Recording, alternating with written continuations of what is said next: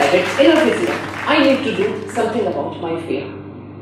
I prepared my speech very well. I went to the stage with the paper in hand. With confidence, I stood at the podium, put the paper, read my speech, hoping to get standing ovation. And when after 7 minutes and 20 seconds, I looked up, I did get standing ovation. Most of the people in the audience were standing outside. And then I read somewhere that you cannot learn swimming on YouTube. The only way to learn swimming is to jump into the water. You cannot learn driving through an app. You might understand some rules and regulation, but the only way to learn driving is to take control of the steering wheel. Then I started using opportunities to address people. Sometimes they ridiculed, sometimes they made fun, sometimes they applauded, perhaps out of courtesy, or they were just being nice to me. But it was all fine.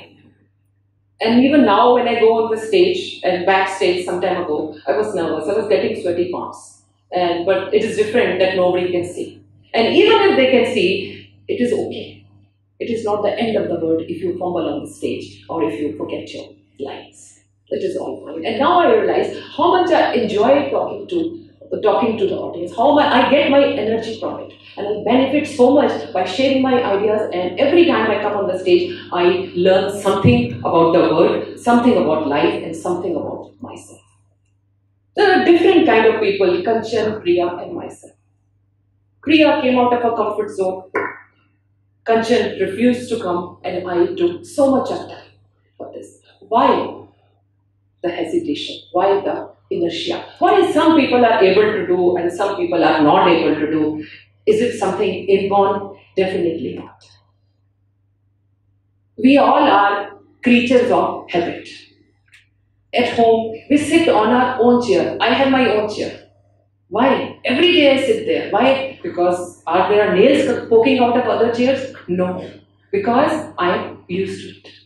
We are very happy driving on the same route every day. We never try to explore there could be a better route. No, we don't try to do. Every time when we want to eat out, we prefer going to the same restaurant where we go every time.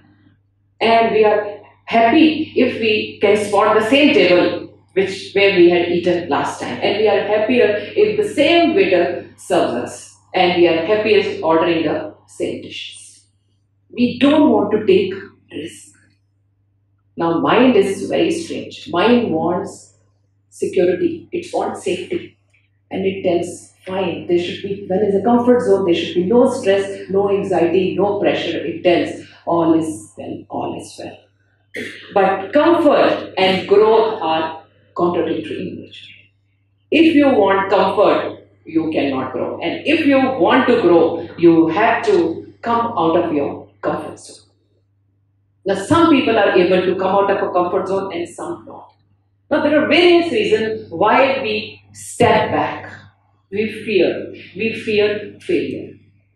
Everywhere we go, whatever we do, we want applause. We want people to appreciate. And if we know that there is a slight chance of failure, we get scared.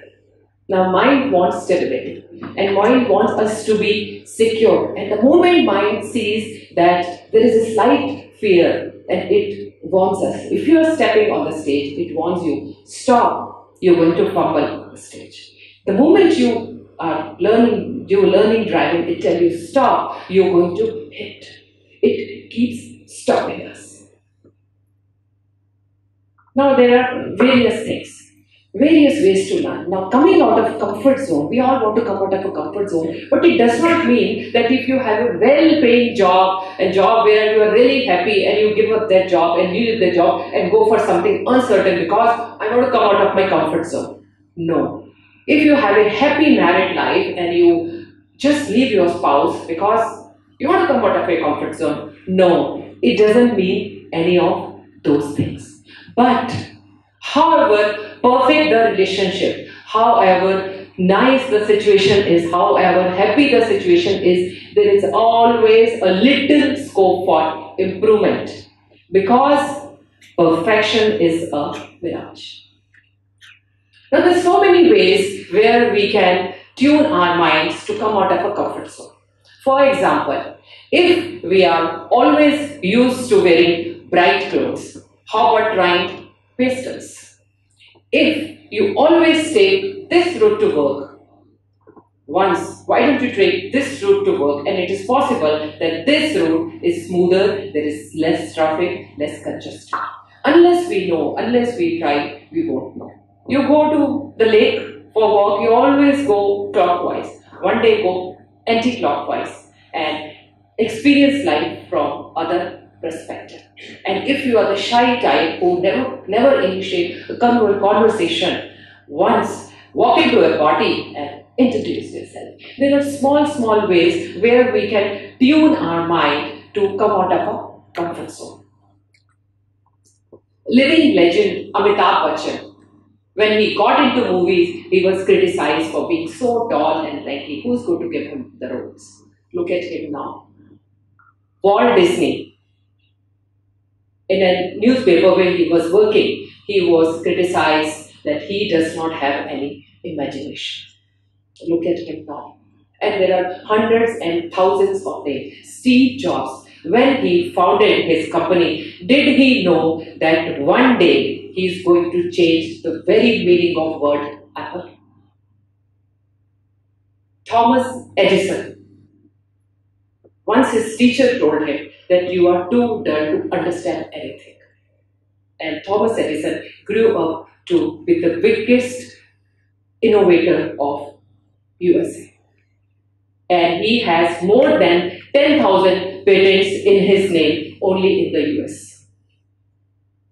Now these are a handful of people who tried, who worked hard, who were successful. And they are now shining everywhere. But if you look at the other side of the picture, there are so many people who tried, even worked harder, but they failed.